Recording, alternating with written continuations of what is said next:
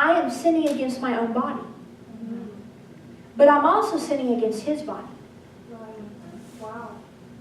So if we treat one another in that regard, and remember, the word honor comes from the Hebrew word glory, kabod. It's the same thing. So when you're treating other Christians in a dishonorable way, you're like a cancer cell that is rebellious and multiplying. And it can cause hurt and harm. And then you think that you're going to eat the flesh and drink the blood of Jesus Christ without a consequence, right? So that's where it happens, is that we are to recognize Christ and that other Christians are his body. And when we attack them, we're attacking our body. And that's why it says six things he hates in Proverbs 6, but the seventh one is an abomination to him, and that is those that sow strife among brethren. That's why strife is so dangerous, and it invites every evil thing, okay? And it shuts down prosperity. Okay, so let's get to the earth curse system versus the heaven thriving system, all right? Or heaven blessed system. Look in, because we got all of that established. Now let's look in Genesis 1:28. I'm going to confront some mindsets here that me and Mike learned years ago that I think will bless you guys. Okay, so, technically in verse 27 of Genesis 1, God created man in his own image. In the image of man, he created them, male and female, created he them. Notice there's equality. Okay? Right. Absolutely. Just, little thing there. And God blessed them and said, be fruitful and multiply, replenish the earth and subdue it. Have dominion over the fish of the sea, the fowl of the air, and over every living thing that moves upon the earth. God said, look, I've given you every herb-bearing seed, which is upon the face of all the earth, and every tree, and which is the fruit-yielding seed for your food. So they didn't have to till for their food. They could just walk up to it and pull it in. They're good. That's not weird, huh? And to every beast of the earth, and to every fowl of the air, and to everything that creeps on the earth, wherein there is life, or blood, I have given every green herb for meat. Did you notice that animals were vegetarians? Until the fall, because they no longer had life in their bloodstream. Everything had life. And God saw everything that he had made, and behold, it was very good. And the evening and the morning were the sixth day. Okay, so we got passive income. This is a picture of passive income. You're just chilling in your garden. Get hungry, just go over there, pick, an apple, eat. Tend the garden, keep the serpent out. Have fun with your family. That is the picture here. Now look at, let me just give you the scripture reference. In Genesis 2:6, it had not yet rained. We didn't need rain because there was like a canopy over the earth and it was misty. And so it literally says that a mist went up from the earth and watered the whole face of the ground. So they didn't even have to water. They didn't need water hoses or water bill or anything like that. Okay, now look at Genesis 3:17. And the lion laid with the lamb, and it was just an incredible environment. And unto Adam he said, because you've hearkened unto the voice of your wife, and you've eaten of the tree which I commanded you not, saying, do not eat from that tree, cursed is the ground for your sake. Now, as I've told y'all, he's not saying for your sake. He's saying because of what you did, this is the consequence. God is not cursing man. They brought it on themselves, okay? Because I don't want y'all to think that any evil comes from God. In sorrow, you will eat of it all the days of your life. Now, if you mark in your Bible, you might want to mark that word sorrow, because I'm about to reveal some interesting things. And you might also want to mark thorns and thistles. Thorns also and thistles shall it bring to you, and you will eat the herb of the field. In the sweat of your face you will eat bread until you return to the ground, for out of it you were taken, for dust you are, and unto dust you will return. Okay, why is the ground cursed? Because Adam came from the ground. The second Adam, the last Adam, came from heaven. So the natural came first, then the spiritual. In order to get us in a place where we can dwell above the natural, the spiritual became natural and then spiritual again and lives in us. Okay? So he elevated us to a level that's even, he upgraded us. You know, I've talked about that. He upgraded us even before Adam. Okay. So the word cursed means this: to bind. And some of y'all might feel this way. You've been bound. Hem in with obstacles and render powerless to resist. I know for a fact, some of y'all have been having things happen to you that you feel powerless to resist. Like no matter how much you pray, no matter how much you decree, they're still happening. Okay? That is a sign of a curse.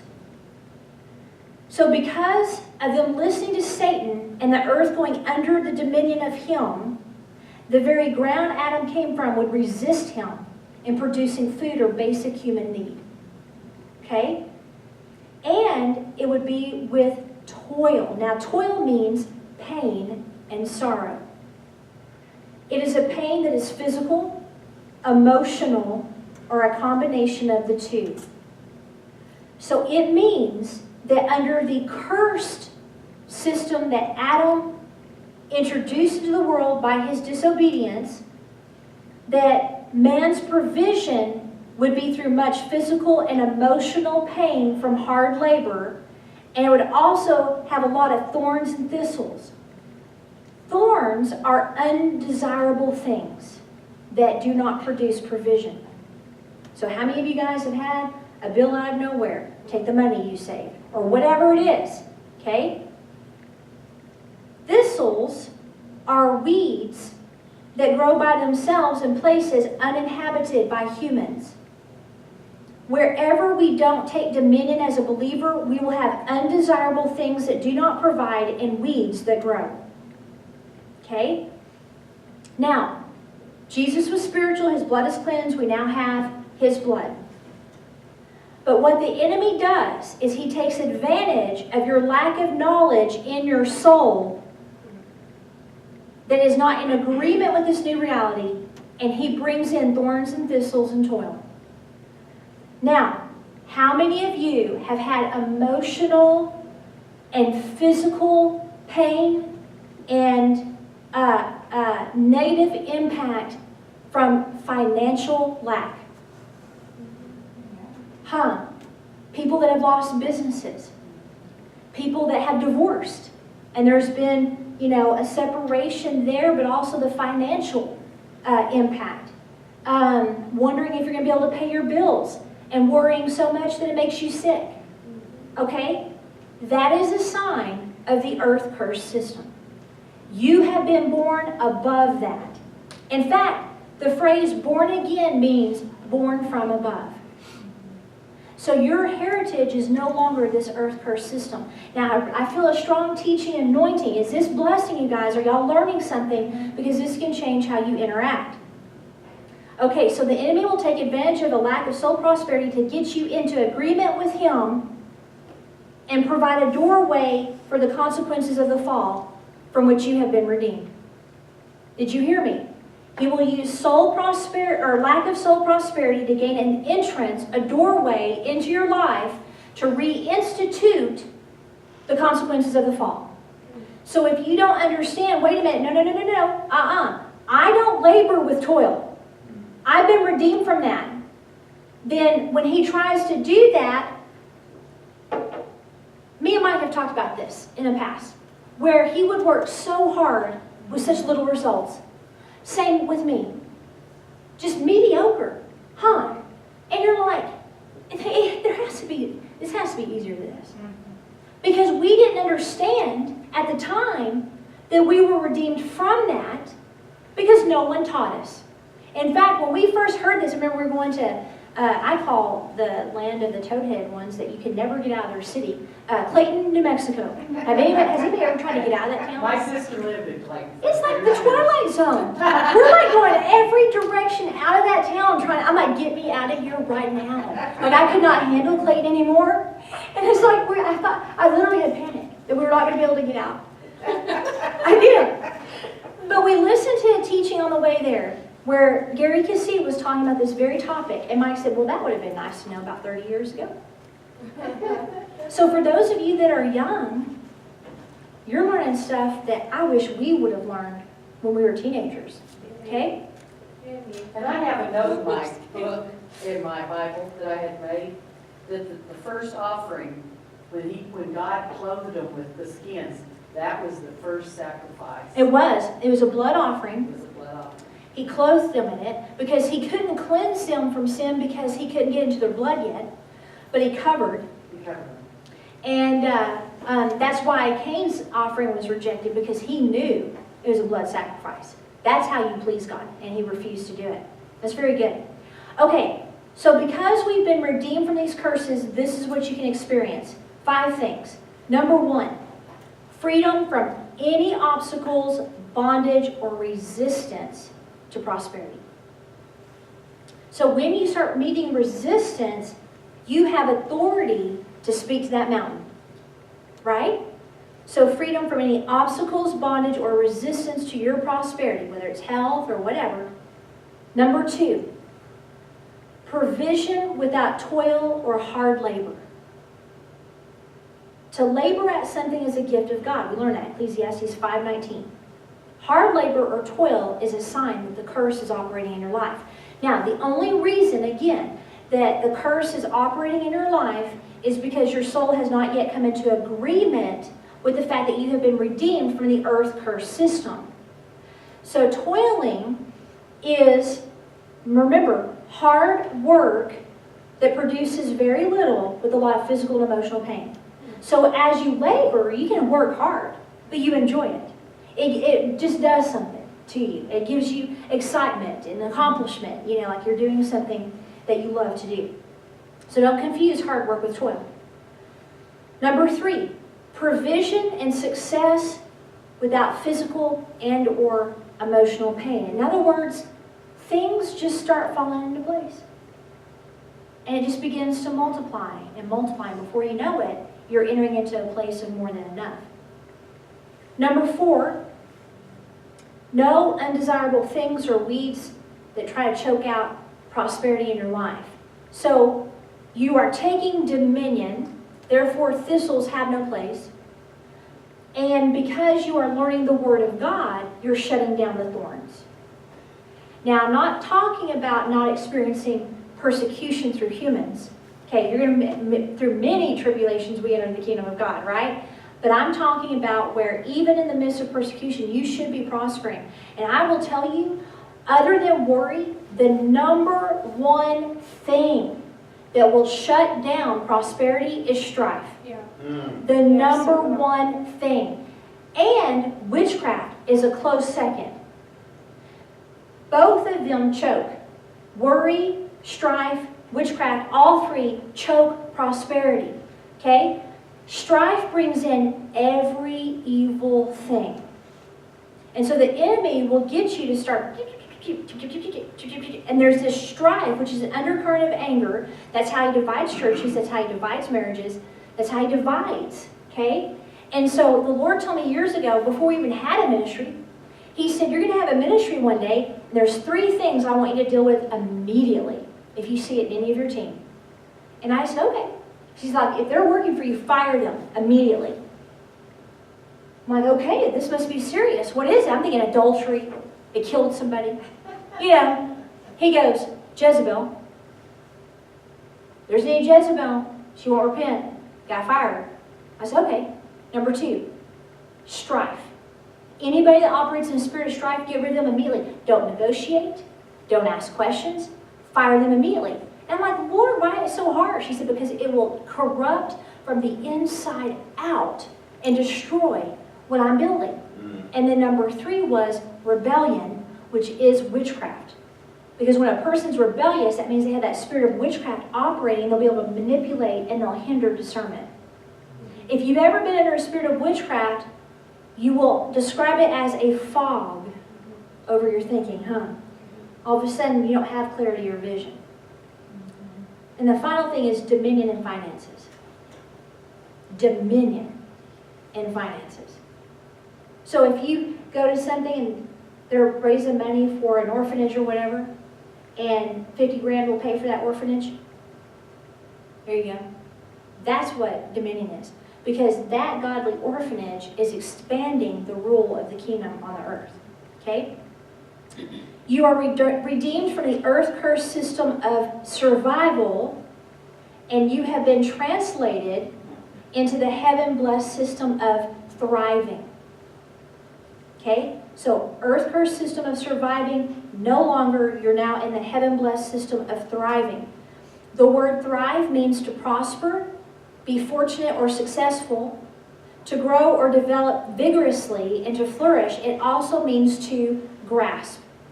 So for those of you that have struggled to reach, you're just trying to grasp that. You've been trying for decades to grasp that thing, and it's always out of reach. Or you get right up to it, and then something catastrophic happens, and it slips through your hand. Does anybody know what I'm talking about here?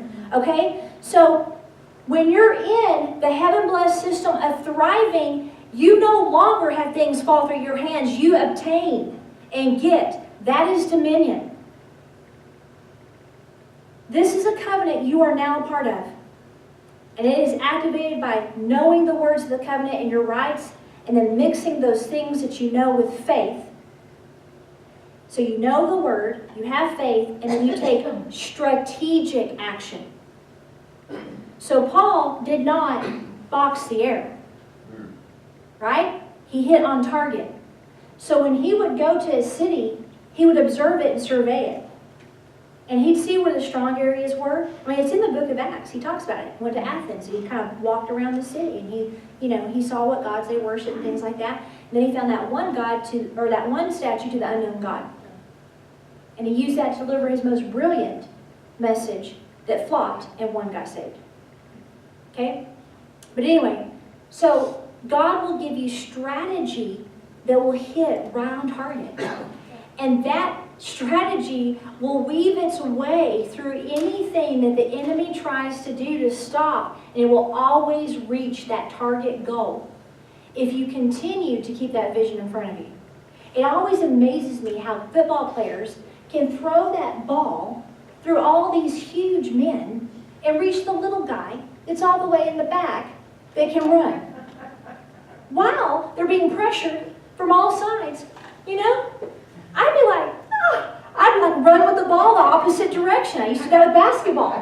I'd get so excited to get the ball that I'd start running with it, and then I'd forget to dribble, so I'd carry it, and then I would go to the other side, and then the only time I ever made it in the basket was when I was on the other teams.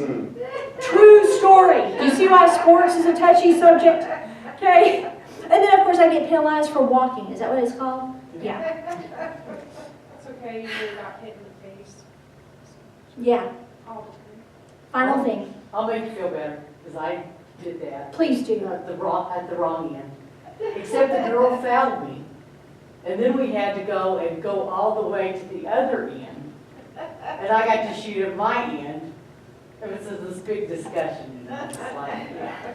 I didn't have that, because I already penalized myself, and everyone was on the other side watching me, run the ball to the wrong side. Oh, they're just worse though, is to foul the girl that's trying to make a score for your point side. Right. Bad memories. I still need to do some work there. Okay. In order to take advantage of this new system, which I'm going to teach you guys over the next several messages, you must know 3 things. I might come up with more, but here's the 3. Number 1, how God's system or kingdom works. So like the law of sin and death trumped his law when he gave it to Moses, right? There are laws, prosperity laws, that when you activate them by faith and strategic action, they're impossible to fail. So it was what? How God's system or his kingdom works. Number 2, how to harvest provision. A lot of us don't know how to do that, and I'm going to show you in the scriptures. And number 3, how to protect your provision from the enemy. So you've got to know those 3 things. Now, let me, Mary Alice, can you give everyone one of these? Please. And if you need a pen, we'll come up with one for you.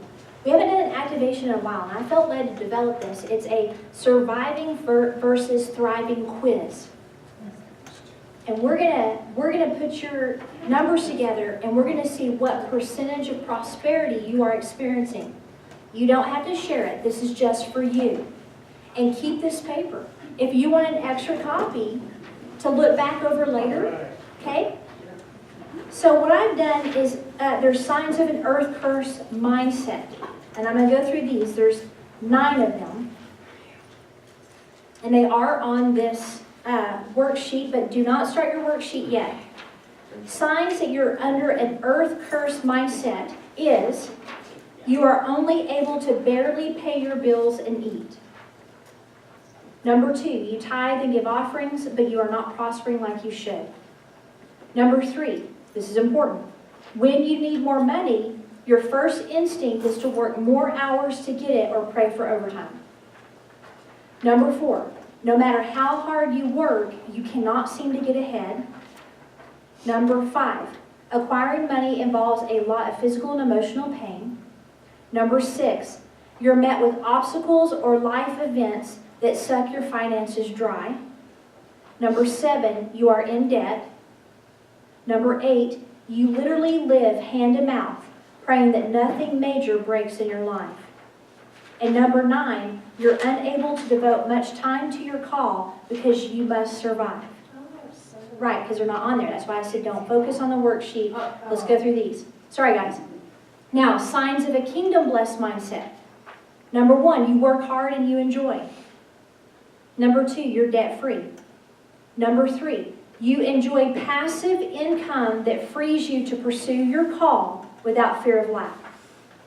Number 4, you're blessed with strategic ideas and opportunities that bring in wealth. Number 5, you tithe and give offerings and give to the poor sacrificially as well as regularly, and you get a return on your giving. Number 6, you're able to fund kingdom projects as well as enjoy the fruit of your labor. And number 7, you do not fear economic downturn or expenses because you have enough funds to cover whatever may come. So what I'm giving you in this tonight is a GPS of where you're at. That way you know what areas you need to work on. So here's what you're going to do. So on the surviving section, whatever one applies to you, I want you to mark it. And each one is 5 points. So when you get done marking the surviving section, you'll add up your points and you'll put the total down here, okay? And then you're going to go to the thriving section. And you're going to mark each one that applies to you, which is also 5 points. And you're going to put the total down here. We're going to take the bottom total and divide it into the top. So if you're like, what? Let me know and give me your numbers and we'll do that, okay? That number that you get is the percentage of prosperity you're now experiencing. Okay, so go ahead and mark the ones that apply to you and then we'll figure out your percentage. Do you want us to write down the 8 and 9? Do you want us to write down the 8 and 9 or No. Okay.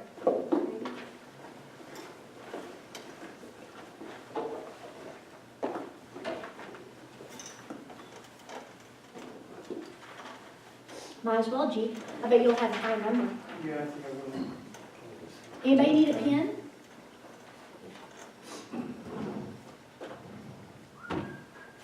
Thank you. I did mine and was not impressed. I have a lot of work to do.